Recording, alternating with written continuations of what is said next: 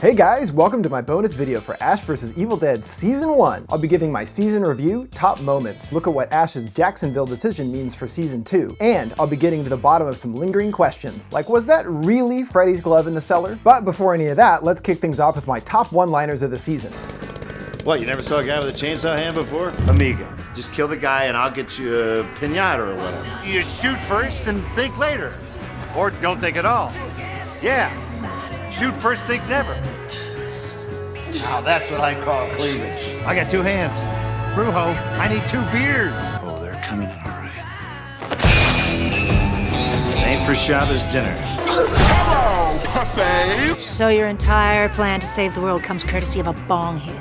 I'm a fucking cop! And I can say retard because my gardener is a huge one. You left dinner before Daddy excused you. Wait a minute, Pablo. You smooth brown Einstein, that's it. Thank you, my delicious cookie. Amanda, whenever you think about us, you might want to forget this part. And I'd say it's a gift from God, but that would be giving the man upstairs a little too much credit. This is all me, baby.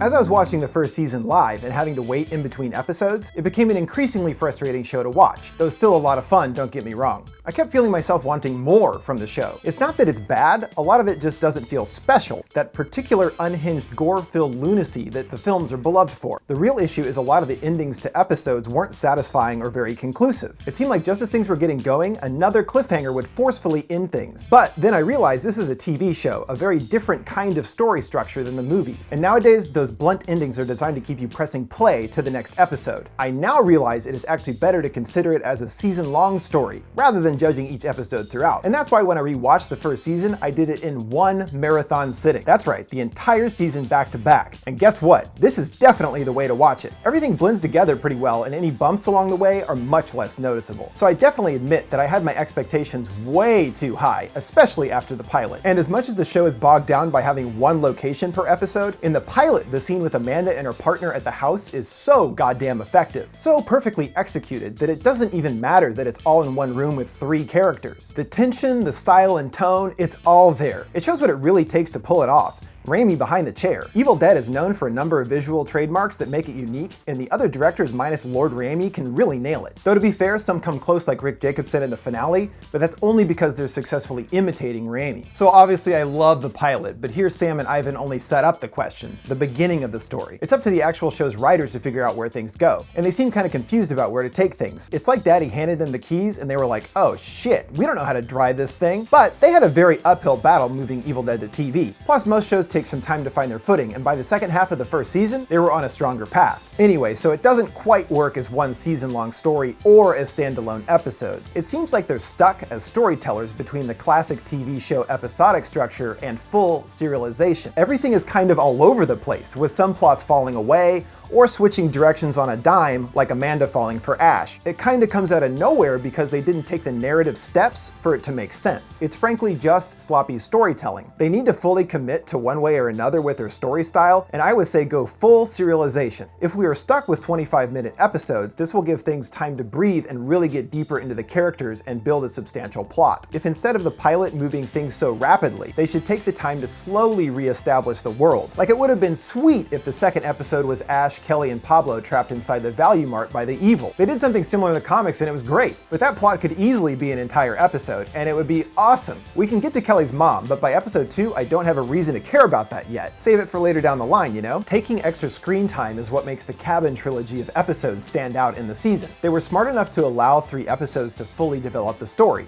Overall, the first season of Ash vs. Evil Dead has some issues to work out, but there's still a lot to love. However, things do feel a bit undercut by the direction of the finale. We feel like we're building to a big final showdown, but it doesn't really happen. In fact, Ash makes the controversial choice to take the deal with Ruby and effectively undoes the entire season in an instant. I can see why this may seem a little too stupid, even for Ash, but they also had season 2 to think about. I mean, you can't kill the evil and destroy the cabin now because what the hell will be left for season 2? And as far as making a bad choice, this is Ash. He does this all the time. His entire life, he destroys his own life. That's what he does. It only maybe feels a little odder since Ash shows signs of emotional emotional growth throughout the season, and they kind of backtrack on it. But this only goes to prove that in the end he's only still looking out for numero uno himself, and this makes me look forward to season 2 and what I'd like to see. It would be interesting for season 2 to pick up a while later with Kelly and Pablo having left Ash alone in Jacksonville. It seems like they're quite disappointed with him right now, and it makes sense that they wouldn't be satisfied waiting out the end of the world fishing. But Ash, on the other hand, is probably content to be left alone and convince himself that this isn't his responsibility. And since leaving Ash, Kelly and Pablo have been on the road, stopping the evil along the way, but it's spreading too quickly. Running out of options, Kelly headed off on her own crazy mission to take down Ruby. So where we would start in season 2 is Pablo being forced to seek out help from Ash to track down Kelly, and thinking maybe he can get a hold of Ruby since Ash has a deal with her. So Ash is dragged back into this whole mess, and he'll try to avoid it, but I think he cares enough about Kelly to get involved. And this could potentially lead into a direction I'd like to see the story go. At the end of season 1, Ash takes the easy way out and doesn't really consider the consequences of his actions. Basically, he didn't grow emotionally in a real way, and I want to see the flipped version of this in season 2. Ash is put into a similar big stakes situation like in the finale, but this time instead of being selfish, he makes the choice that sacrifices his own well-being to save others. That would show real growth and be a really powerful development for the character in the show. But we'll see, maybe season 2 is still too early for that level of development. I really look forward to them hopefully expanding the universe and fleshing out some areas that would help strengthen the show, like filling in the missing history of the story. What exactly happened at the end of Ash's time at the cabin? So maybe he didn't travel in time, but what did happen? Also, I'd like to see a bigger mix of strong supporting characters, since most of them are dead now on the show anyway. I'm thinking of stuff like Supernatural or Buffy that have a strong main cast, but interesting side characters that pop in and out to lend a hand, also having their own stories going on off screen. Another thing I'd like to see explored. Earlier in the season, Pablo actually refers to Ash as an LFA, one of the warriors that battles evil. So this implies that there could be other hunters out there, and I would even argue that Ruby Nobi initially could be considered an LFA.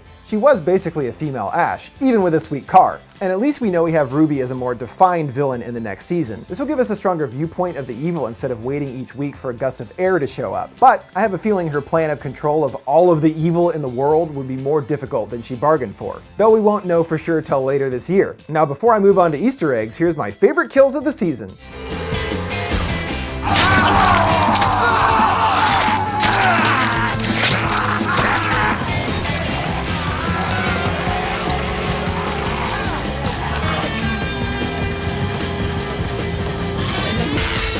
Wash your mouth out, kid.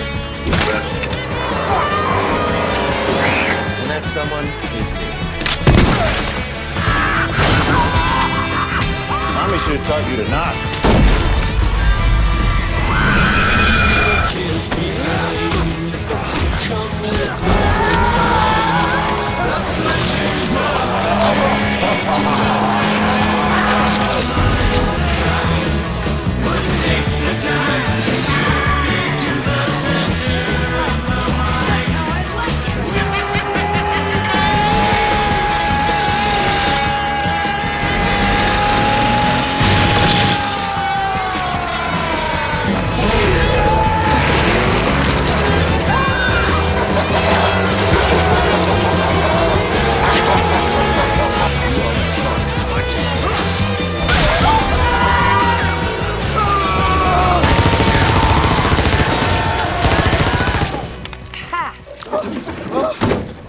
When it comes to Easter eggs and callbacks to the previous films, it's mostly prevalent in the final cabin episodes. They did such an amazing job recreating it, including a huge amount of callbacks and references to the films in the set. I talked about some of this before, but I wanted to make sure to mention the biggest ones and their importance. Ash and Amanda walk into the cabin and it's reference overload. There's the deer head on the wall. In Evil Dead 2, this, along with most of the cabin, came to life when Ash went nuts. It's so weird, its head jerking around and laughing at him with the crazy shutter speed.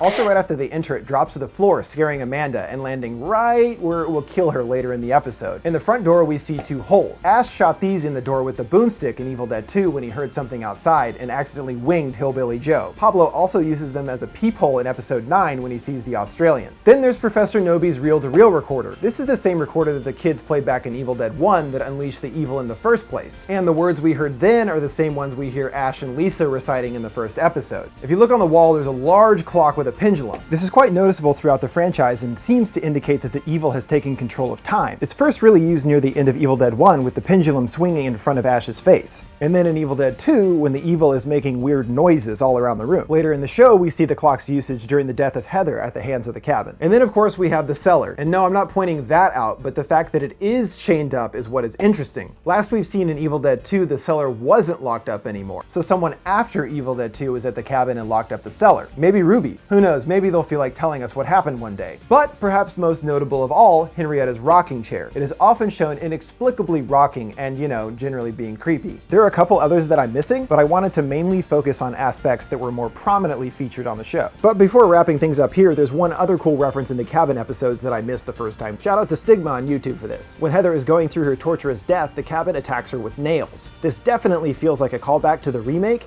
when Deadite Natalie uses a nail gun, with Eric taking the brunt of it. It's interesting too because throughout the film, Eric suffers immensely on his eventual way to death, just like poor Heather on the show. Another kind of fun detail I noticed involves Ruby. In the pilot, when we first meet her, she's wearing a white dress. And then later in the finale, when bargaining with Ash in his dream, same dress. These are the only two times she's seen in it throughout the season. If anything, maybe it has something to do with purity. They say the devil doesn't lie, and Ruby as Ruby and then as the Dark One doesn't either. In the pilot, when wearing the dress, she tells Amanda that her dealing with the evil isn't so crazy, cluing Amanda into figuring out what's really going on. Then, later when bargaining with Ash, she reveals her plan to control the demons and is actually very straightforward with Ash and her intentions. In the end, she even makes good on her offer. So it could be symbolizing her being truthful in these situations, or maybe a lacking wardrobe budget, but which is more fun. And now the most debated Easter egg in the show. In Evil Dead 2, there is a well-known reference to Freddy Krueger via a hanging glove seen here. Then in the season finale, Ash enters the cellar looking for Pablo, and on his way through we see this glove on the doorway. I've seen articles and even people in the comments on my videos believing that this is the Freddy glove from Evil Dead 2. So is it Freddy's? Nope. First of all, it barely even resembles his. This one looks more like a gardening glove with some small spikes on it, not like fucking 9-inch razor claws. You're not scaring children in their dreams with that shit from Home Depot. But the even more definite answer is that the Freddy glove is seen in the work shed, not the cabin in Evil Dead 2. So if we would have seen it, it would have been there, especially considering the details put into recreating the cabin. They wouldn't have missed something that big. But what's pretty bizarre is that he passes by the same glove twice. First we see it in the gourd room, and then again when Ash is about to enter the back room with Pablo and Ruby. Weird.